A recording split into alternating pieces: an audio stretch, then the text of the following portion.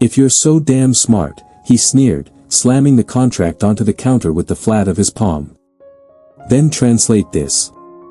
The words sliced through the warm hum of the Old Town Cafe like a blade. Forks froze midair. Even the aging jukebox at the far end seemed to pause its soft Motown tune. But Maya Williams didn't flinch.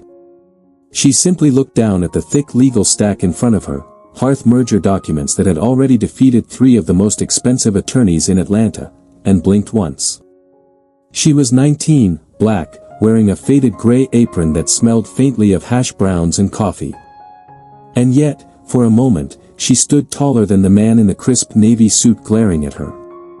Darius Whitmore was not a man used to being questioned. At 48, he had built Whitmore Tech from a tiny code shop in Boston to a billion-dollar tech empire now headquartered in downtown Atlanta. His boardroom presence was legendary, blue eyes, razor-cut jawline, always 3 moves ahead. But tonight, he wasn't in a glass tower.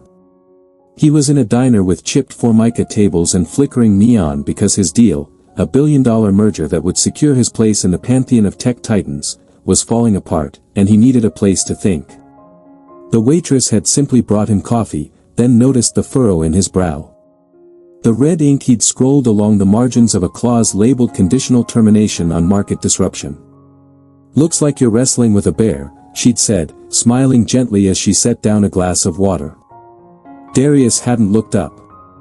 "It's a contract. You wouldn't understand." "I might," she replied. And that's when he'd snapped. Maya stood still now, one hand on her hip, the other reaching for a nearby notepad. "Is this the entire contract?" she asked, her voice calm. Even Darius raised a brow. "Does it matter?" "It does," she said. "Context changes things." He didn't answer. He just gestured with a shrug, as if giving a child permission to play with something dangerous, and watched. Maya's fingers moved with a quiet grace as she flipped through the pages. Her eyes, dark, focused, scanned the text at a surprising pace. The cafe around her buzzed with low conversations and the clatter of silverware. But she seemed to step into a quieter dimension where only logic lived. "You've got a clause here," she said, pointing. "That lets the other company back out if your stock drops more than 7% after the merger is announced." Darius blinked. "That's not incorrect." Maya nodded, still reading. "It's vague on what counts as market disruption. That gives them wiggle room. Too much wiggle room. Also, the escrow amount they're asking for, $400 million locked down with no release triggers, that's not a partnership. That's leverage." Darius leaned forward. "How do you know all this?" Maya didn't look up. "I used to read things like this in class. Emory pre-law. Before my mom got sick.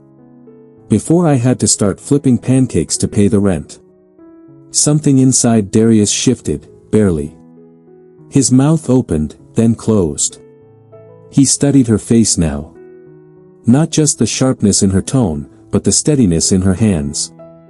She wasn't bluffing. "I'm surprised you stayed in town," he said almost dryly. "I'm surprised you came into this diner thinking you wouldn't find anyone smarter than you." The line landed like a clean jab, sharp, unexpected. The table between them was suddenly more battlefield than countertop. Darius sat back. For the first time in months, he wasn't thinking about stock prices or shareholder votes. He was thinking about the girl across from him. No, the young woman who just exposed 2 key weaknesses in a contract drafted by corporate elites. "What's your name?" he asked. "Maya. Maya Williams." He nodded slowly.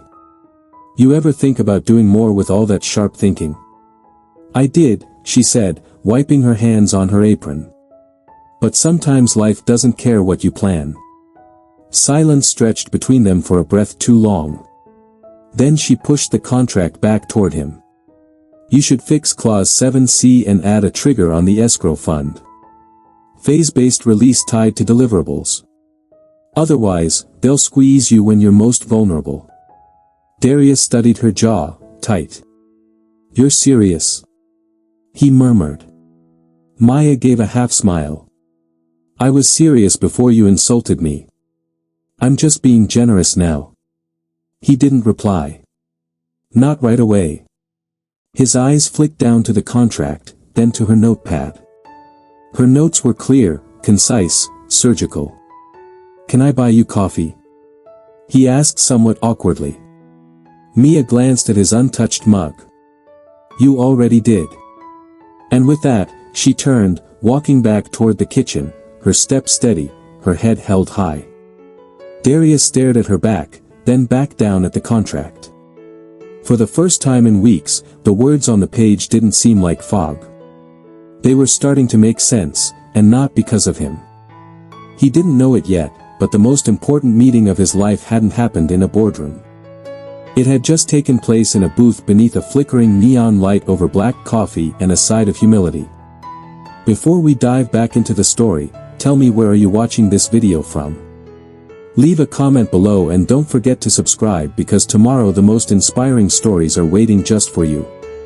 The neon buzz of Old Town Cafe had dulled to a soft hum by the time Darius Whitmore folded up the contract and stood.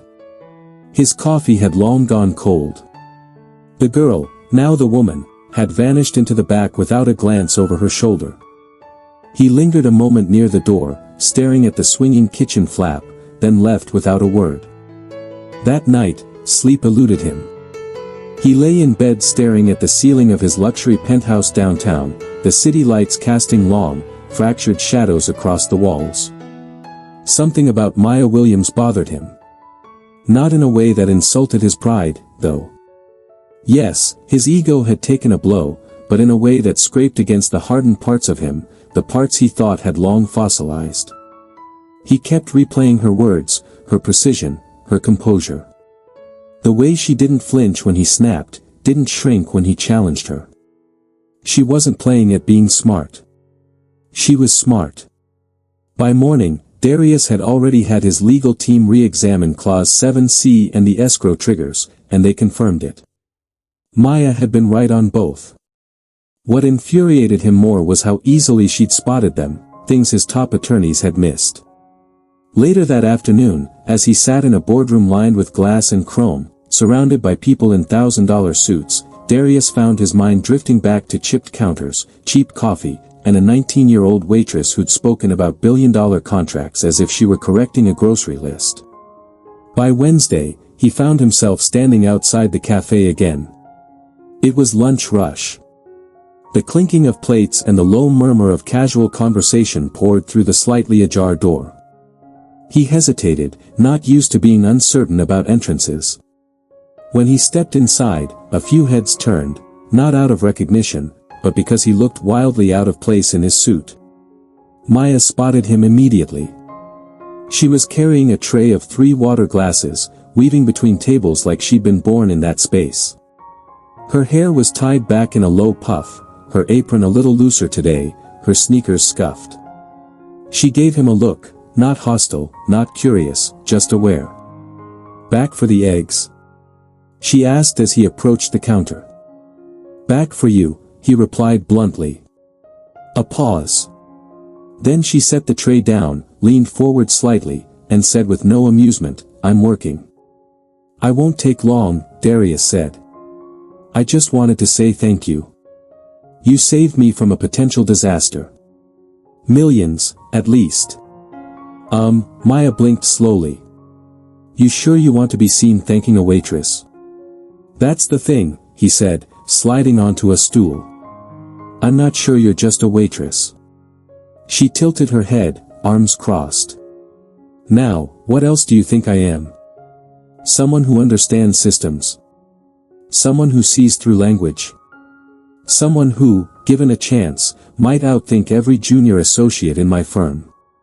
Maya stared at him, unblinking. "So, what, you're offering me a job?" "Not exactly. I'm offering you a conversation. Off the clock, just a chat." He glanced down at the countertop, then back up. "No suits, no condescension, just coffee, my treat this time." She studied him for a long beat, then nodded slightly. Come back at 10 o'clock. That's when my shift ends. If you're serious, you'll wait. I'm serious. Then I guess we'll see, she said, and walked away. 10 p.m. came. The cafe had thinned out. The old veterans who hung around the jukebox had left. The dishwasher hummed in the back. Maya emerged from the kitchen, wiping her hands on a towel, her apron off, her hair down. She sat across from Darius in the same booth they'd shared nights ago. You're persistent, she said. I'm curious. About what? How you got here. How someone who thinks like you ends up, not in a courtroom, not at a desk in D.C., but here at this counter. Maya took a deep breath. Life doesn't follow a script, Mr. Whitmore. I had a plan. Pre-law at Emory, full ride, mock trial champ. Then my mom's kidneys failed. Dialysis 3 times a week. Medicaid barely covered it. My little brother started getting into fights at school. Bills piled up. School had to wait. There was no pity in her voice. Just fact, delivered cleanly. I kept studying on my own. Law journals, legal blogs, anything I could get my hands on.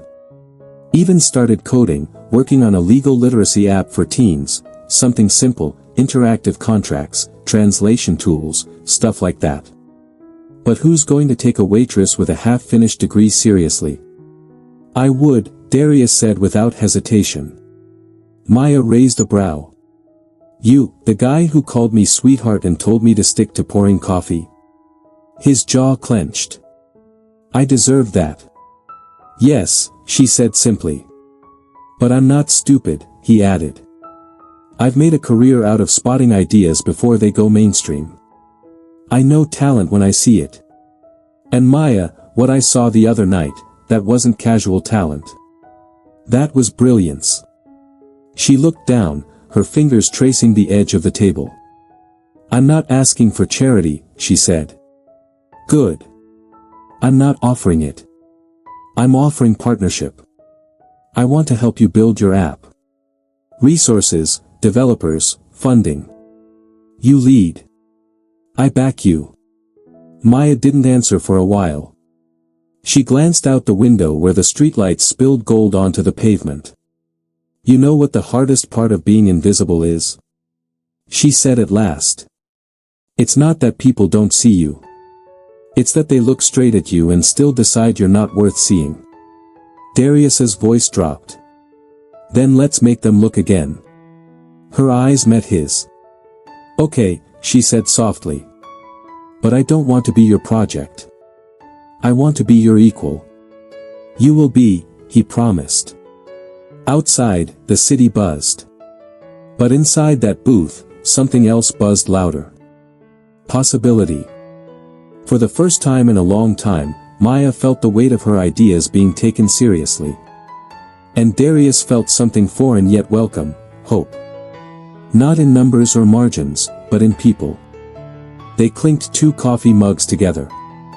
The deal was sealed, and a revolution, small, quiet, undeniable, had begun. 3 days later, Maya Williams found herself walking into a place she never imagined stepping foot in, Whitmore Tech Headquarters, 29th floor, Boardroom West. Everything was too quiet, too polished. The floor gleamed like a sheet of ice, and the windows stretched so high she felt like she was standing inside a spaceship rather than an office building. She smoothed the collar of her thrifted navy blouse and clutched the worn leather binder that held sketches of her app. A security guard had already asked to see her ID twice. The receptionist had paused, blinked, then said, "Waitress Maya," like it was a punchline, but she'd held her chin high. Darius was waiting just inside the boardroom. Already seated with a sleek tablet in front of him. He looked up and offered a smile that was almost nervous, something Maya hadn't seen from him before. "Come on in." "Don't worry, it's just us," he said. She nodded and entered, but her back stayed straight. Just us didn't erase the sting of how the front desk staff had looked at her. As she sat down, Darius gestured toward a second chair. I had our dev team mock up some early design options for the interface. Thought you might want to take a look. Maya opened her binder instead. Before we get into that, I'd like to go over a few core priorities. The app has to be accessible, visually and linguistically. We're talking about high schoolers, working class adults, maybe even people for whom English isn't their first language. Darius leaned forward, intrigued. Go on. I want layered content, interactive scenarios that show what happens when you sign a lease, get pulled over, or apply for unemployment. Real things, real consequences, and plain language. None, Maya said flatly. Law shouldn't feel like a weapon only a few people know how to use. Darius nodded slowly. You think of all this on your own? She shrugged. I listen. And I've been poor. That's a hell of an education. He smiled at that. But the moment was interrupted by a knock at the door. It was Raymond Teller, Darius's senior VP of Legal Affairs. Late 40s, pressed gray suit, and a jaw too tight to be friendly. He stepped in with a folder and a gaze that flicked to Mia with thinly veiled skepticism. I thought we were having a closed session, Raymond said. We are, Darius replied. Maya's part of this now. Raymond gave a tight smile. Right. The waitress. Maya didn't flinch. Still do weekends at Old Town. The tips are better than you think. Darius stood. Raymond. Maya caught 2 kill clauses in that merger doc that your entire team missed. That's so, Raymond's tone was a blade sheathed in politeness. Well, I'm sure she's very intuitive. She's leading the app project, Darius said plainly. I'd like your team to support her with legal vetting and IP frameworks. Raymond raised an eyebrow. You're serious? I'm not in the habit of joking with 9 figures on the line, Darius said. Raymond nodded, but his face said something else entirely. Of course, we'll be cooperative. After he left, Maya looked down at the table. He's not going to help me. He's going to stall me, she said. Darius sighed. He's old school. He's a gatekeeper, she corrected. And I'm not the kind of person he ever imagined walking through the gate. Darius rubbed his jaw. Do you want me to fire him? She met his eyes. No, I want to earn this, not inherit it. Let me deal with him. But when I ask for something, I need to know you've got my back. Darius nodded. You have it. That night, Maya worked alone in her apartment. Her little brother, Marcus, sat on the couch behind her doing algebra homework while their mom dozed on a recliner nearby with a heating pad on her hip. The apartment smelled of Vicks and spaghetti. On the coffee table sat a used Chromebook covered in duct tape and stickers. That was Maya's entire development lab. She clicked through her notes from the day, eyes scanning code snippets and layout sketches. Her brain ached, but she pushed through. Suddenly, Marcus spoke. You think they're going to let you finish it? She turned. Finish what? The app, the thing for court stuff. You think those rich guys are really going to let you? She stared at her brother, unsure what to say. Then, finally, I'm not waiting for permission. He looked at her like he was trying to understand that level of boldness, then nodded quietly and went back to his math. The next morning, Maya showed up to Whitmore Tech again, this time with 4 mock-up wireframes, a sample module, and a proposal that listed 10 community-based beta testers. Raymond refused to join the meeting.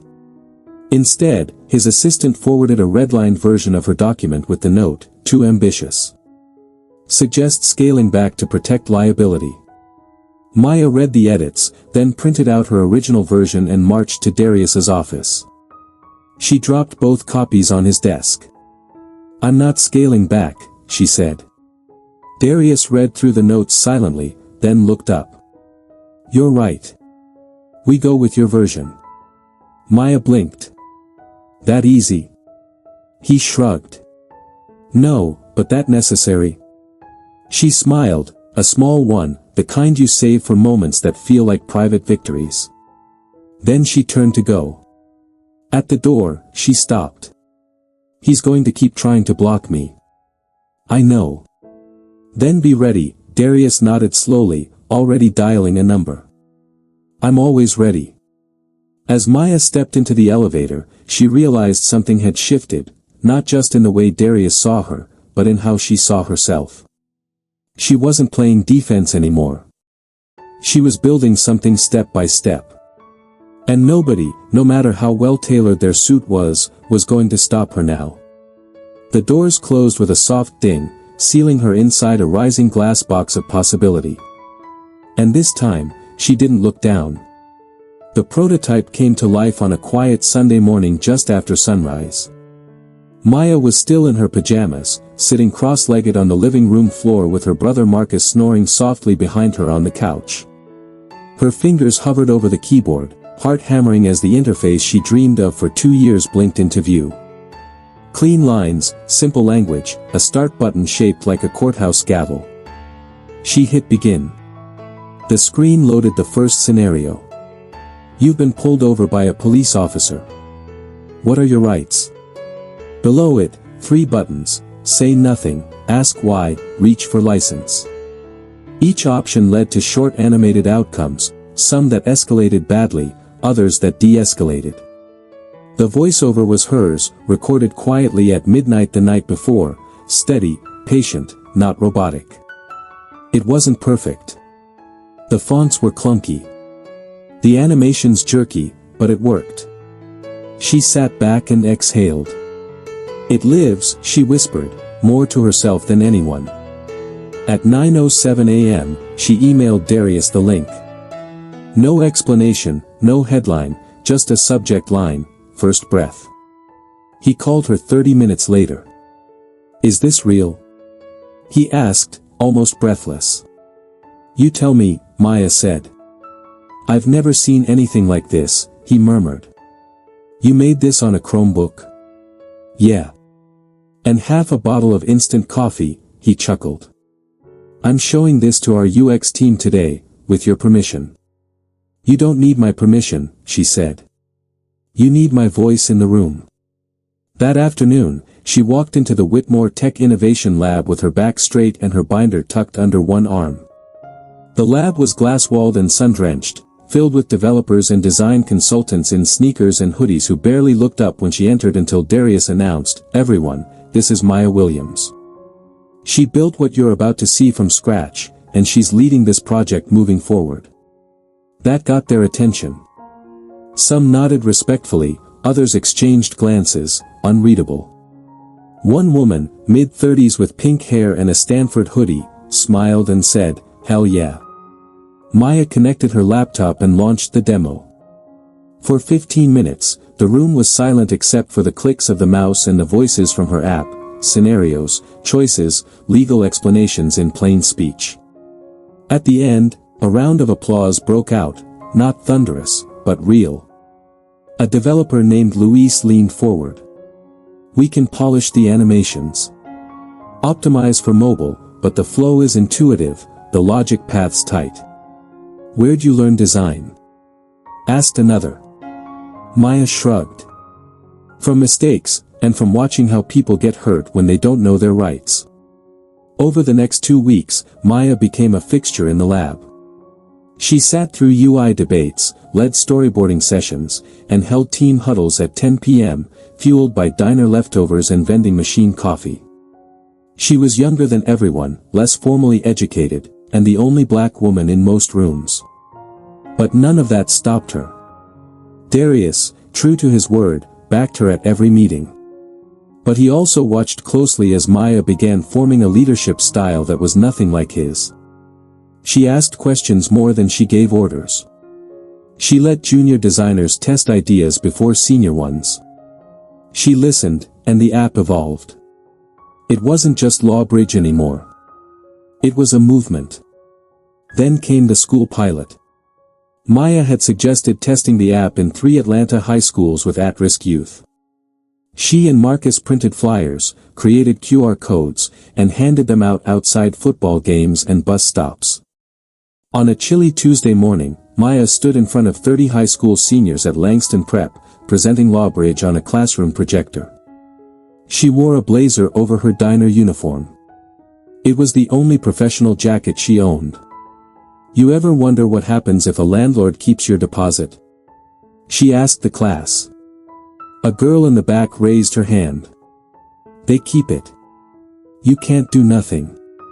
That's what I thought too, Maya said. Until I learned that there's a legal deadline, and if they miss it, you can file a claim. No lawyer needed, just a form. The class leaned in, not out of obligation, out of genuine curiosity. Afterward, one of the students stayed behind.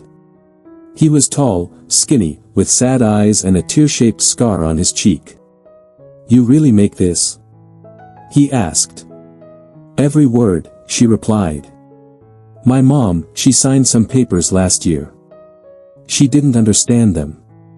Now we're getting evicted. Maya's chest tightened. Show me what she signed. I'll walk you through it. He nodded, then whispered, no one ever talks to us like we matter.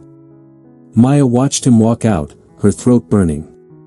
She knew that feeling, being talked over, being invisible. Later that night, she sat on the fire escape of their apartment building, laptop balanced on her knees. Darius called. You okay? He asked. She told him about the student, about the pilot, about the number of users already engaging with the beta app. You've started something, Maya, he said softly. Do you realize that? I don't want it to be mine alone, she said. I want it to belong to every kid who ever had to sign something they didn't understand. Darius was quiet for a moment. Then he said, come in tomorrow. We're going to talk scaling, funding, and putting your name on the masthead. She stared out into the city. Streetlights flickered below. Sirens wailed in the distance. She felt tired to her bones, but alive in a way she hadn't in years. Okay, she whispered. But you better be ready to build something they can't ignore. And from that moment on, neither of them looked back. It began subtly, the way quiet sabotage often does. A postponed meeting here. A delayed file there. Passwords mysteriously expired. Calendar invites sent but never received. Maya noticed the pattern in the second week after Lawbridge School pilot went public. What had once felt like momentum now moved in a slow drag. On Tuesday morning, she arrived at Whitmore Tech's lab to find her access badge deactivated. The receptionist, all painted nails and practiced indifference, looked up from her desk and said, "You're not in the system this week." Maya kept her voice steady. "That's not possible. I've got a standing pass." "Sorry. You'll need to wait for clearance." An hour passed before someone from facilities manually opened the door. By then, the team meeting had already started without her. Inside the lab, Raymond Teller stood by the whiteboard, dry erase marker in hand, leading a new discussion about refocusing Lawbridge scope. The air felt colder. "Maya," he said with a thin smile when she stepped in. "Glad you could join us. We were just rethinking some elements of rollout strategy. We're concerned about liability." "Whose concern is that?" Maya asked, setting her bag down. "A few board members, investors. They're worried the app's language might be interpreted as legal advice." Maya folded her arms. "It's not advice, it's education. Every scenario is based on publicly available statutes. Every outcome is coded with disclaimers." Raymond nodded, but kept smiling like a man indulging a child. "Even so, the company has a reputation to protect. We might want to dial back the school outreach and limit it to private beta testing for now." "No," Maya said, voice calm but firm. "Those students are the reason this exists. Scaling back outreach isn't protecting the company. It's protecting old systems." A few heads turned. Darius wasn't in the room. Raymond closed the cap on his marker and stepped closer. "Look, Miss Williams, we all admire your passion, but this isn't a college project. There are legal boundaries you may not fully understand." "I understand boundaries just fine," Maya replied. "I've lived inside them my whole life." Raymond said nothing more. Just turned back to the board and continued the meeting. But from that point forward, Maya knew what she was up against. That evening, she went to see Darius. He was in his office, sleeves rolled up, reviewing data reports. When Maya stepped in, he looked up instantly, sensing the tension. "They're trying to suffocate it," she said, sitting across from him. "Who?" "Raymond and whoever's behind him." Darius leaned back. "Tell me everything." She recounted the access badge incident, the meeting she was locked out of, the reframing of outreach, the sudden reclassification of her pilot program as preliminary exploration. Darius rubbed his temple. "Raymond's been with me since the beginning. He's cautious, but he's not malicious." "He's not cautious," Maya said. "He's afraid. Afraid of a black girl without a degree outshining his department. Afraid of accountability." Darius didn't argue.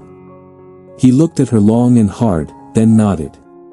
"I'll handle it," he said. "No," Maya replied. "Let me. I don't want this handed to me. I want to earn it." He hesitated, then leaned forward. "Then what do you need from me?" "Backup. Quiet, strong, and immediate." The next morning, Maya returned to the lab early. She brought donuts, plain glaze, apple fritters, powdered sugar, and set them on the table without a word. She smiled at Louise, nodded to the UX team, plugged in her laptop, and began. As the others trickled in, the energy felt different. Maya didn't ask for permission. She launched her presentation. "I want to show you what Lawbridge really is," she began. "Not from a legal risk standpoint, from a human one." She played a short testimonial video, a student from Langston Prep, wide-eyed and soft-spoken, saying, "This app helped my mom understand the lease she signed. We stopped an eviction. I didn't know apps could do that." Another clip, a janitor who used it to contest an illegal paycheck deduction. A single mom who avoided a payday loan trap. Each face different.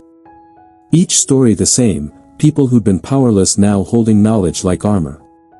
Silence followed the video. Raymond entered midway through, stiff and uninvited. He stood in the back with his arms crossed. "This," Maya said, gesturing to the screen, "is why I'm not stepping back. You can't build change by playing safe. You build it by facing discomfort." Raymond stepped forward. "Maya, may I say something?" "No," Maya said simply. "Not until I'm done." He paused. She held his gaze. He said nothing. Darius walked in seconds later, slow, deliberate. He stood beside Maya without saying a word. "I've seen what she's building," he finally said, facing the room. "And I've never been more certain of anything. This company was founded on risk. If we back down now, we betray that legacy." Raymond looked from Darius to Maya, then back. "Understood?" he muttered. After the meeting, several developers came up to Maya, nodding, some shaking her hand. One said, "I've got a cousin who needs this app. Let me know how I can help." That night, as Maya walked home under the buzzing city lights, she thought about power, not just the kind wielded in glass towers, but the kind you build slowly through action, trust, and refusal to disappear. She wasn't waiting for permission anymore. She was rewriting the terms. And this time, she wasn't doing it alone. Maya sat at her kitchen table past midnight, laptop glowing faint blue against the yellowed walls of the apartment. Her mother was asleep in the next room, and Marcus was on the floor nearby, headphones in, trying to finish his geometry homework. The soft tapping of Maya's fingers filled the silence, broken only by the occasional page flip or chair creak. Her eyes were red, not from crying, but from reading the same document for hours, line by line, clause by clause, dissecting every footnote in the final merger agreement between Whitmore Tech and Kessler Solutions. Something didn't sit right. She'd reviewed the summary at least a dozen times, but the language in a schedule titled Contingency Triggers was unusually vague. One paragraph in particular caught her eye. In the event of a market-based valuation event resulting in a temporary decline exceeding 7% of pre-merger market cap, Kessler retains the right to withdraw from the agreement without penalty. That word temporary suddenly jumped at her. "Marcus," she said, pulling the earbuds from his ear gently. "Look at this sentence." He groaned. "Maya, I'm not even passing English. You think I know what market-based valuation means?" She smiled slightly, then turned back to the screen. "It means they can walk away from the merger if Darius's stock drops 7%, just for a day. They could tank his value with a rumor, trigger this clause, and leave without owing a dime." Marcus blinked. "That's messed up." "Yeah," Maya whispered. "It is." By the next morning, she was at Whitmore Tech by 6:45 a.m., waiting outside the building with a coffee she barely sipped. She watched the sunrise reflect off the glass tower like a warning. As soon as security opened the lobby, she bolted up to the 29th floor. Darius wasn't in his office yet, so she went straight to the legal archives. With help from a sleepy-eyed intern, she pulled up every version of the contract and began tracing the evolution of the clause. It had been clean in earlier drafts. Then, 3 weeks ago, a revision from Kessler's side slipped in the word temporary, just that, a single word. By 8 a.m. Darius walked in, carrying a phone to his ear, looking distracted. He paused when he saw her already inside. "Maya, I need 5 minutes," she said. He hung up. "What's going on?" She placed the printed page in front of him. "This clause, Schedule F. It's a trap." He scanned it, frowned. "I've seen this. We reviewed it with Raymond's team. They skimmed it," she interrupted, "or worse, they missed it. Look closer. If your stock dips for even one day, Kessler can void the deal and keep their options open. No penalty, no consequences, and right now you're exposed." Darius's expression shifted slowly, disbelief, then concern, then a slow, simmering anger. "Why the hell would they put this in at the last minute?" "Because they're playing you," she said. "Waiting for you to announce the deal. Let your market bump, then leak a story to drop it. A fake leak, temporary dip.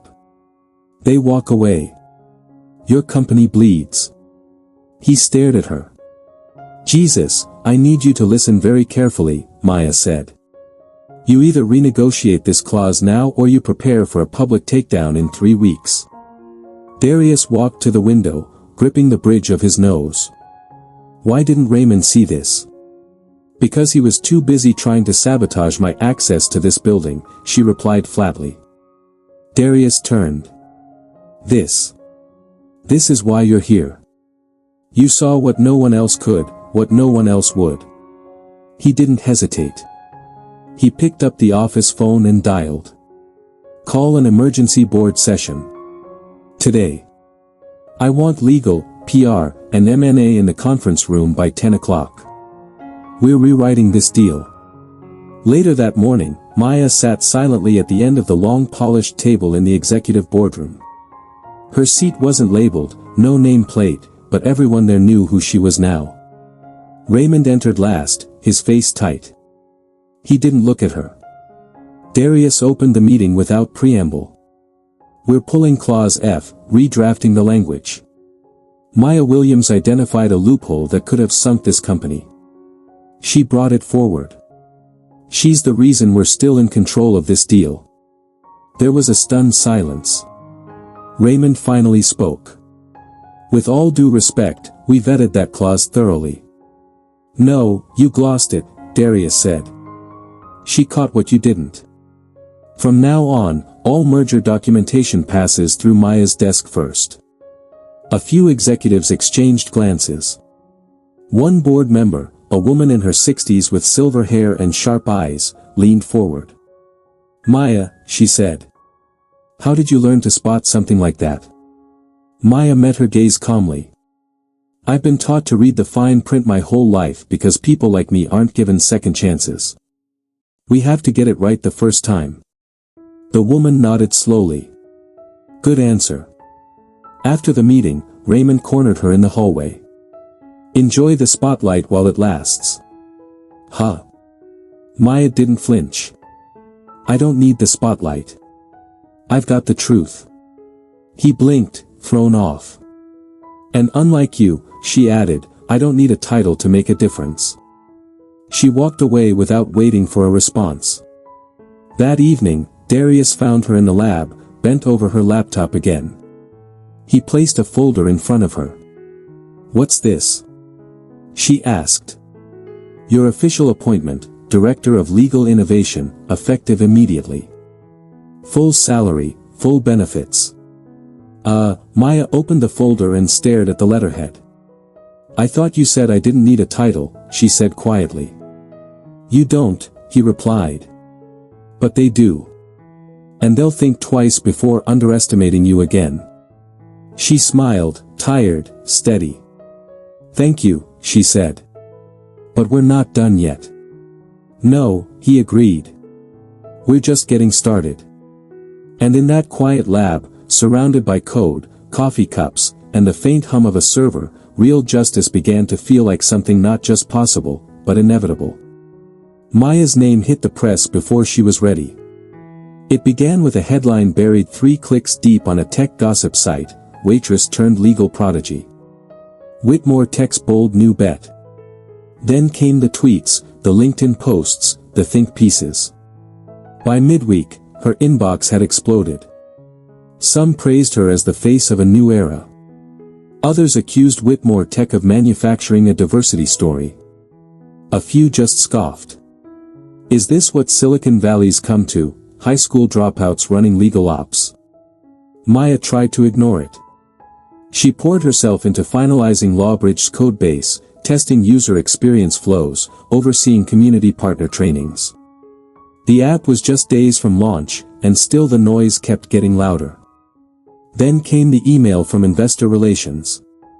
Subject: urgent concerns raised by Tier 1 investors. The body of the message was short and brutal. Several major stakeholders had voiced discomfort with Maya's central role in product leadership. They requested clarification on her credentials and whether she had the experience to helm something with significant reputational risk. She stared at the screen, unmoving, not shocked, just tired. That evening, in a closed-door meeting with Darius, legal counsel, and 2 members of the board, the issue was laid bare. "We're not questioning her intelligence," said a man in a navy pinstripe suit with a Princeton lapel pin. "But it's unprecedented. No degree, no traditional resume, and she's about to be the face of our most visible launch in years." "Your real concern," Maya said, "is that I didn't come from your world, and yet here I am, outperforming people who did." The man blinked. "That's not fair." "No," she replied. "It's accurate." The general counsel, a woman named Karen Cho, cleared her throat. "From a purely legal standpoint, there's no issue. Maya's title is accurate. Her contributions are documented. She's filed IP under her name. The backlash is emotional, not structural." Darius stood then. He hadn't spoken much during the meeting. But now his voice cut through the tension. "I hired Maya because she saw what none of you saw. She saved this company from a billion-dollar sinkhole. She's led a product that, before she touched it, was just a half-baked concept on a pitch deck. And if this board forces me to choose between her and placating a few donors who are afraid of change, I will choose her every time." Silence. Maya looked down at her hands. They were trembling. She folded them into her lap. After the meeting, Darius found her in the hallway. "You okay?" "No," she said honestly. He nodded. "Good. You shouldn't be. You're carrying more than you should have to. They don't see me, she whispered. Not really. Oh, they see you, he said. They're just terrified of what you mean. Maya returned to the lab that night, but she didn't code. She sat alone at the far window, staring down at the city below. Lights glittered like scattered glass.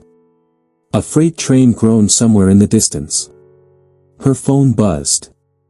A text from her brother Marcus, saw the news. Don't let them talk slick. You're the real deal. Always were. She smiled, just a little. Then she stood, walked to the whiteboard, and wrote 3 words in bold marker, launch on time. The next morning, Whitmore Tech's PR team presented her with a revised script for the launch announcement.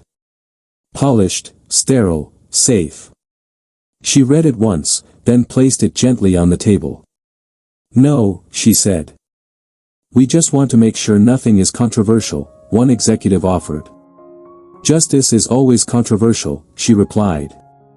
She wrote her own speech that night, not for approval, for truth. The day of the launch, the auditorium was packed. Reporters, developers, school officials, community organizers, investors. Darius opened with a short welcome, then stepped aside. Maya walked out alone. No music, no fanfare, just her and a microphone. Good morning, she began, voice steady. My name is Maya Williams. I was raised 6 blocks from here.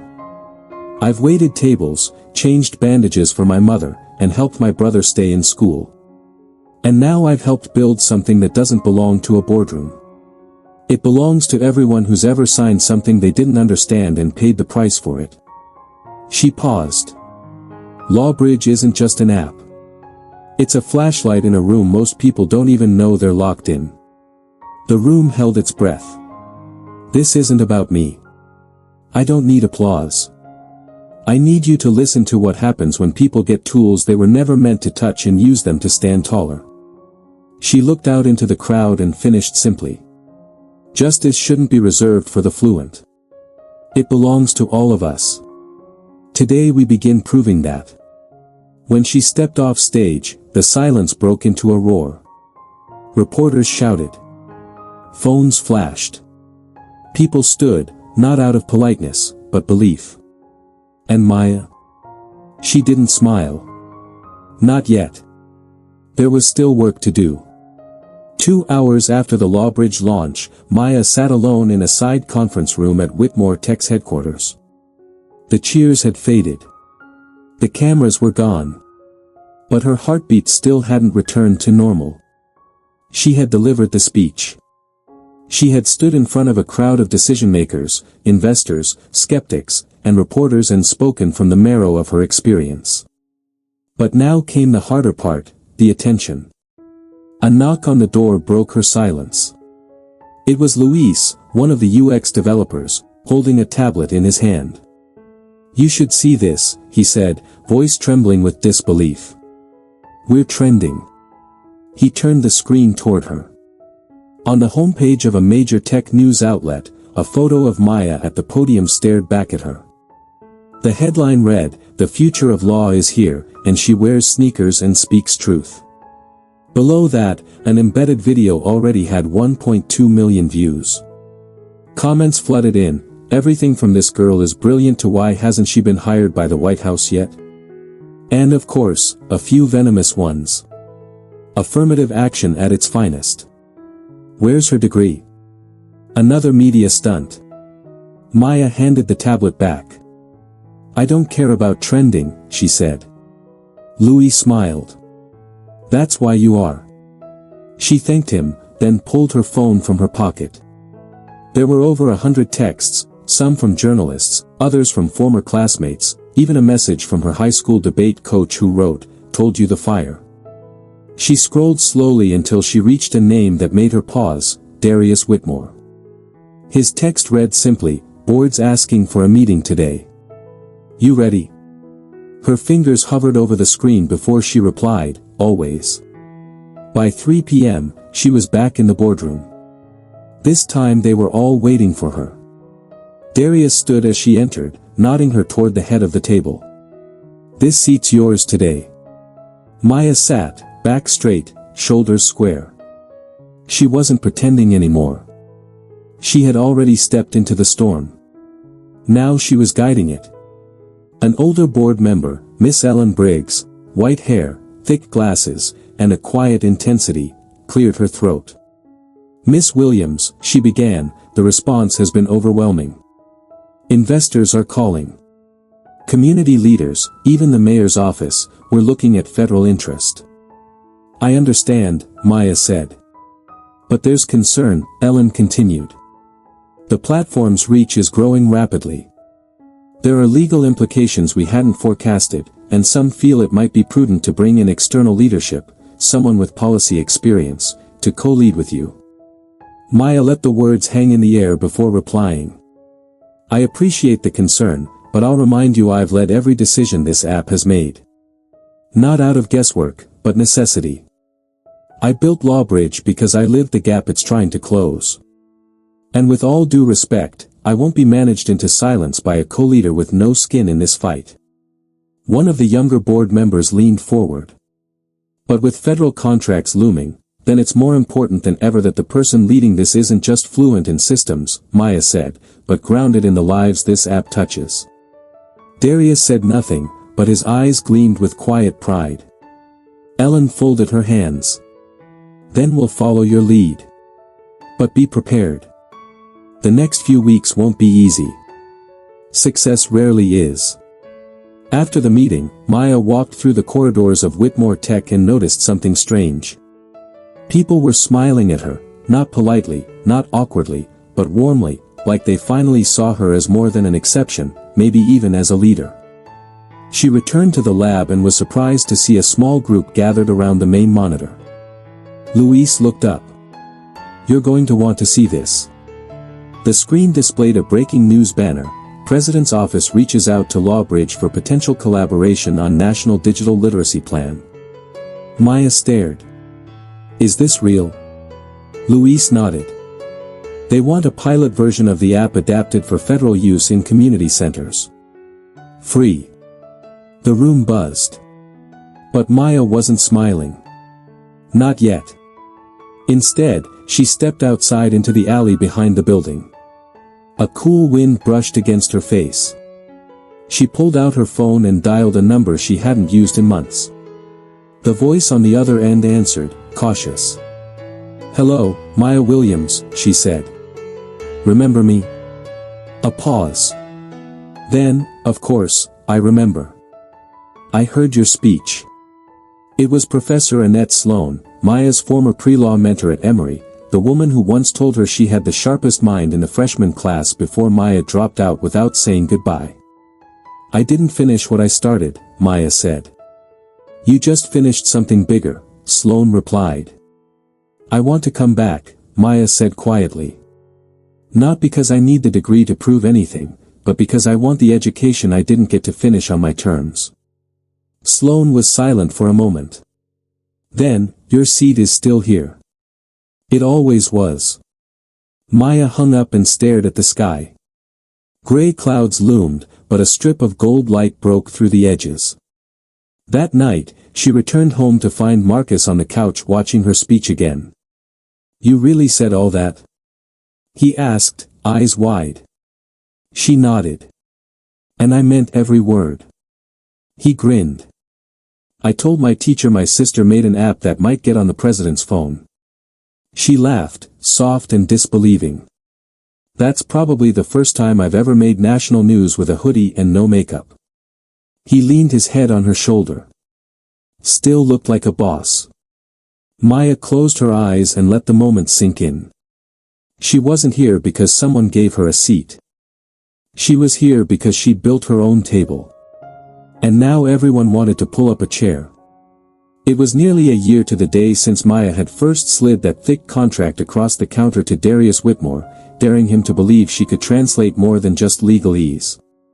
Now she stood on a makeshift stage in a community center in Birmingham, Alabama, staring out at a room packed with kids, parents, teachers, and elders wearing Sunday best on a Wednesday.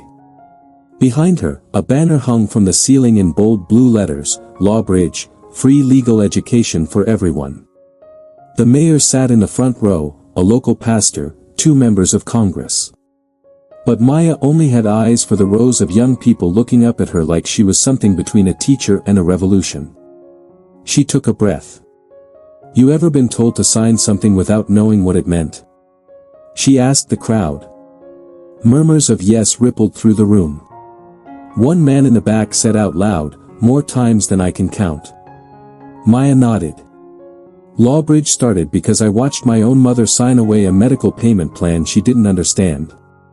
I watched my neighbors get evicted, arrested, trapped because no one told them what a clause meant. No one told them they had the right to ask questions. So I started asking. The crowd clapped, soft but honest. Now, thanks to partners across the country, Lawbridge is available in 27 states. It's in libraries, classrooms, probation offices, and even shelters. But more than anything, she said, glancing toward a cluster of students wearing black hoodies and earbuds, it's in your hands, and that's where it belongs.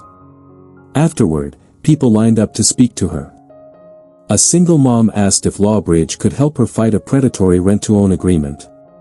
A retired trucker told her he'd use the app to challenge a traffic fine. A teenager said it helped him understand the difference between a search warrant and intimidation. She stayed until every question was answered, every hug given. Later, she stepped out the back door of the center, breathing in the thick southern air. Darius was waiting by the car. He grinned. You know you just made 3 new politicians cry in public, right? Maya rolled her eyes. They'll be okay. He handed her a cold bottle of sweet tea. You good? She nodded. Better than good. Because there's something else, he said, pulling an envelope from his jacket. What now? She asked, taking it with mild suspicion. Open it. Inside was a short letter, handwritten, neat. Dear Miss Williams, we are proud to inform you that your re-enrollment at Emory University has been approved with a full scholarship. We've also renamed the Law and Social Change Fellowship in your honor. You're not just returning, you're building a legacy. Maya stared at the paper, unmoving. You did this? No, Darius said. You did this. I just made a few phone calls to make sure the world kept up. She blinked rapidly, then pressed the letter to her chest. I want to finish it, she said quietly. Not for the degree, for the journey. You've already taught more law than most professors ever will, he said. But yeah, do it. That fall, she attended her first class as a returning student. No cameras, no press, just her, a spiral notebook, and the same stubborn hunger she'd had since she was a girl reading contracts behind the diner counter. She also launched the Second Glance Foundation, a nonprofit offering legal literacy grants to youth from underserved communities. The slogan was simple, read it again, this time with power. In the months that followed, Maya testified before Congress on digital access to legal rights. She spoke at juvenile detention centers. She stood beside survivors of wage theft, housing fraud, and systemic silence.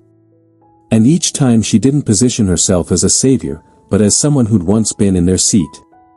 And through it all, Lawbridge kept growing. One night, just before Christmas, Maya returned to Old Town Cafe. The original, still chipped tiles, still flickering neon. She sat in the same booth from that night a year ago. Darius joined her, setting down 2 mugs of hot black coffee. You ever think it would come to this? He asked. She looked around the cafe. I didn't think it would go anywhere. He nodded. Funny thing is, neither did I. They sat in silence for a moment. Do you regret it? He asked. Taking the bet on me? Maya smiled. You weren't the bet, she said. The truth was. Then from behind the counter, a new waitress approached, young, nervous, afro in a puff. She recognized Maya instantly and fumbled with the notepad. 2. Sorry, the girl stammered. You're her, right? The app lady. Maya grinned. I am. My aunt used your app, the girl said. She got her job back after being wrongfully fired. She said to tell you thank you. Maya reached out, took the girl's hand gently. Tell her she did it herself. I just handed her the flashlight. As the girl walked away, Darius lifted his mug. To the ones who never got a second look. Maya lifted hers, too. And the ones who made them look again. They clinked glasses. No press, no headlines, just two people who'd built something that would outlast them both. Outside, the city lights blinked on, quiet, steady, just like